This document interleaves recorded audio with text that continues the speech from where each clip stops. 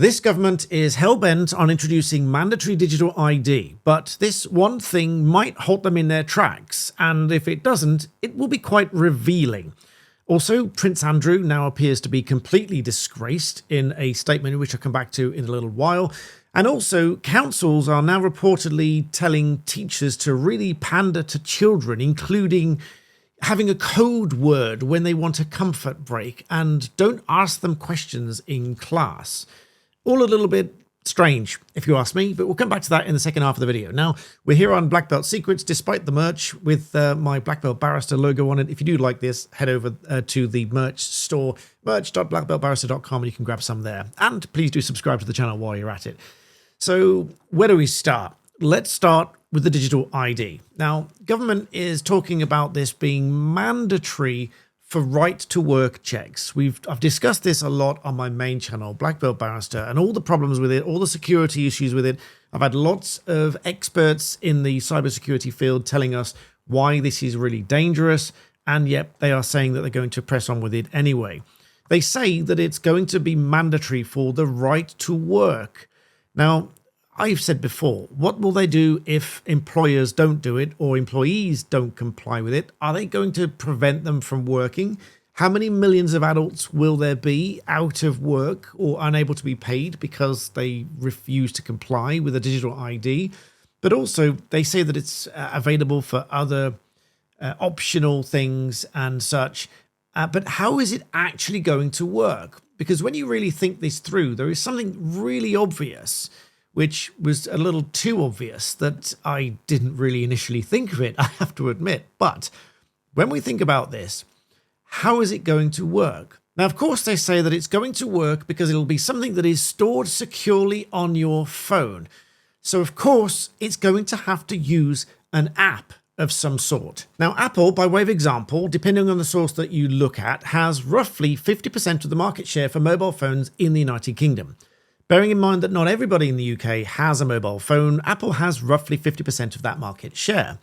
Bearing in mind also that there's an ongoing legal dispute between Apple and the government who wants them to create a backdoor into their secure storage features. Apple previously said, no, we would rather turn it off than give you access to it. The government now says that we only want access to UK users' information, so please create a backdoor for that. And I have no idea how they're going to discern who is a UK person and who is a non-UK person, even though they're all in the UK, but that's another story. There's this ongoing legal dispute between Apple and the government as to whether or not they're going to create this backdoor by demand of this technical capability notice, which they can't even talk about, which is all very strange in and of itself. Bearing all that in mind, in order for the government to have this digital ID work on roughly 50% of the mobile phones in the UK, those being Apple's phones, they need to pass in the App Store. Now, this is why lots of people have seen these government ID apps popping up, replacing a previous app that they'd used for some other purpose. And the government is seemingly rolling out this digital ID app in various different guises. And in my view, they're going to try to merge them seamlessly together in one place and effectively trick a lot of people into having a digital ID on an app on their phone.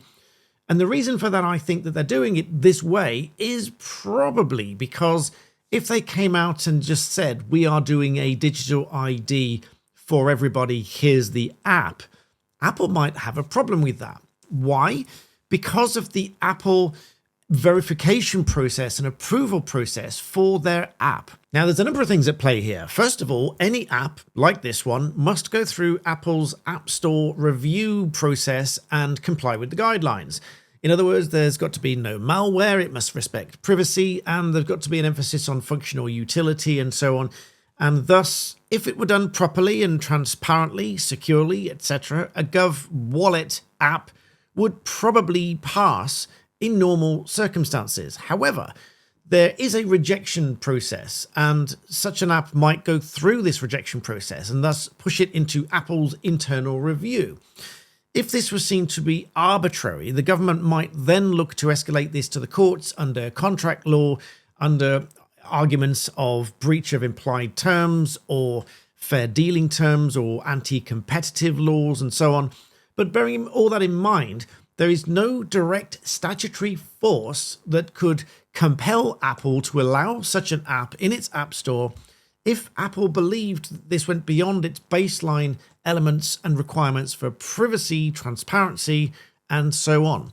So Apple could, in theory, choose not to host this app in its App Store, and it would have to justify doing so, but it could provide justification under privacy. And thus, one justification Apple could use to justify the rejection is if the government is making it mandatory for users. That would sort of go against the principle that users are allowed to choose whether or not to have the app on their phone. Granted, they would choose to download it, and thus, if it's just available in the App Store, they can choose to download it. But if it's mandatory, this might go against Apple's general guidelines.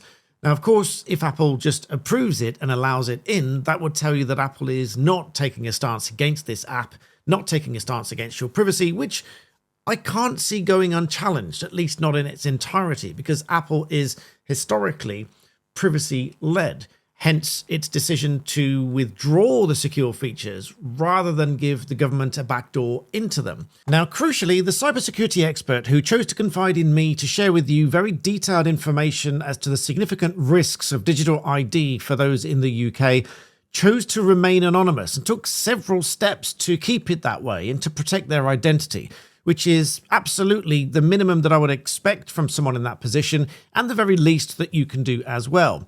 There are all sorts of risks that you might face every day whilst browsing the internet, from websites and downloads and those kind of things. Now, you'll know if you've watched my channel for any length of time that I'm very choosy about which partners that I choose to work with on my channel here.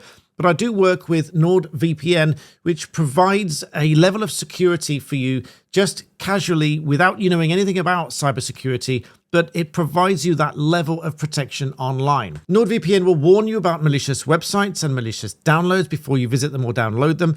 It will help to keep you anonymous by giving you an anonymous IP address. It will keep no logs. They've been audited many times by large companies that they keep zero logs about your activity online. For less than the price of the average cup of coffee every month, it is the absolute minimum you should do to protect your identity and your security online. And as they're a partner to my channel here, on top of any deal they're running, you'll get 4 months free using my link, nordvpn.com/blackbeltsecrets, linked in the description below. It really is the least that you can do to protect yourself for less than the price of a cup of coffee and maintain your anonymity online. And so, in short, there is no legal provision whereby the government could unilaterally force and compel Apple to host an app in its App Store that provides for a digital ID app, which they say is mandatory, if Apple thought that it goes against their privacy guidelines and thus is just not in the spirit of what they want on their App Store. Of course, this is against the backdrop of the ongoing legal dispute, which I've mentioned, so it'll be very interesting as to what happens next. In other news, and a relatively short segment for this one, a really bizarre royal communication regarding Prince Andrew. If you've watched my channel for any length of time, you'll be familiar with the scandals surrounding Prince Andrew, including the alleged connection and involvement with Jeffrey Epstein, the settlement with Virginia Giuffre for an undisclosed sum, reportedly in the region of £12 million, without admitting any liability, etc. The disastrous BBC interview on Newsnight, and other allegations and controversies involving links to an alleged Chinese spy and such things, all of which culminating leading to this statement here, which reads, "In discussion with the King and my immediate and wider family, we have concluded the continued accusations about me distract from the work of His Majesty and the royal family. I have decided, as I always have, to put my duty to my family and country first. I stand by my decision 5 years ago to stand back from public life. With His Majesty's agreement, we feel I must now go a step further. I will therefore no longer use my title or the honours which have been conferred upon me. As I've said previously, I vigorously deny the accusations against me." Now, to many people, that is leaving him in disgrace, leaving the royal family in everything but the title of Prince, which I understand legally they cannot lose. In other news still, it's made it to headlines that some local authorities are being accused of pandering to children by telling teachers not to ask them questions and creating all sorts of different adjustments that they need to make because of what they call emotionally based school avoidance. Now, I've seen this happen to one or two people over COVID, and the lockdown had an emotional effect on said children. But I also think that it's really down to the parents in not encouraging them back into school as much. This is not to completely discount the effects of COVID and lockdown on those children, but I do think that a lot of it does come back to the parents. But now these local authorities are being accused of pandering to children in a list of different things that they are telling schools and their teachers to adhere to for the benefit of those children. So let's have a look through some of these and see what we think. Now, this document here says that schools have a duty under the Equality Act to make reasonable adjustments, etc. Importantly, it says pupils do not need an official diagnosis for these to be put in place, and many reasonable adjustments may be made. Schools need to think creatively, and so on and so forth. So this is what the news headlines are talking about. I'm not telling you to agree or disagree with this. You can let me know what you think about each of these in the comments. I'm not going to read them all, don't panic. But it says reasonable adjustments that can have a positive outcome may include. So they're actively encouraging teachers and schools to make these changes to essentially cater to those children, rightly or wrongly. And if you read the headlines, it really sounds like they are telling them to pander to these children, but you can make up your own decisions. Now, firstly, it says a slightly different change in the individual's uniform. So making changes to the uniform to make the child happier. Seems a little bit odd to me, but that's where we start. Staggered school start times and finish times, which to me only encourages them not to adhere to a set start and finish time, which as you get older, we sort of have to stick to. So to me, that is building a pattern. By the time they get to work age, they probably expect a staggered start and finish time, which is not what most employers would expect.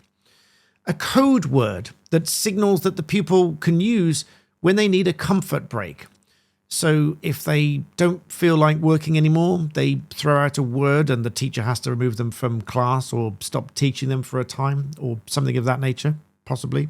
The use of ear defenders or headphones to block out noise. Now, again, I can only really see that this is going to encourage children to quite literally block out the teachers and ignore what's going on in the classroom, which again is a little bit strange. Sunglasses for light sensitivity. Well, if the child was genuinely light sensitive, perhaps, but otherwise I think it's just another way of being distracted. A fiddle toy or a calm box, another way of being distracted, I think. Allowing behaviors such as rocking and swinging, etc. Now, again, all of these might work for some children, but I do think that it is encouraging distracting behavior, and some children will just play into that, let's be honest. Again, a lot of these other things are much of the same thing. Allowing the pupil to choose where to sit in the classroom, allowing the pupil with whom to sit in the classroom, switching hand dryers off or providing the pupil with alternative toilets, movement breaks, interventions to facilitate friendships. What does that mean? Are they forcing children to be friends now because they want the child to have a friend and therefore they're intervening to force them to be friendly with each other?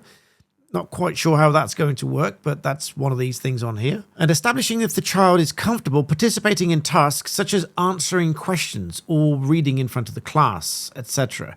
Now, of course, reading in front of the class might be difficult for children, but this is one thing that I think is useful to get used to doing. And answering questions in the class, again, that is one thing that the headlines have picked up on. And some of the documents I've seen go slightly further than that, like this one here, where down in the corner, it says, we now have a policy that teachers will not randomly pick on pupils to answer a question in class. And again, I find that a little bit odd. I think that's useful for children. Even if they're not comfortable with it, I think it will develop that confidence of asking them in class rather than just agreeing that we're just never going to do that and therefore miss the opportunity to build confidence. I agree in principle that we do need to be a little bit more aware of children's emotional well-being than perhaps we have been in the past, but this is why we end up with headlines like this. Don't ask pupils questions. Schools are being told that teachers must avoid triggering anxiety in children under woke council guidance. Councils across the country are asking schools to make adjustments for children with emotional issues to stop them from skipping school. Other measures to ease anxiety, longer deadlines for homework, giving verbal feedback rather than grades, interventions to combat a surge in emotionally based school avoidance. But this article says that education experts said that this move is a recipe for disaster and could produce a generation of children unprepared for life.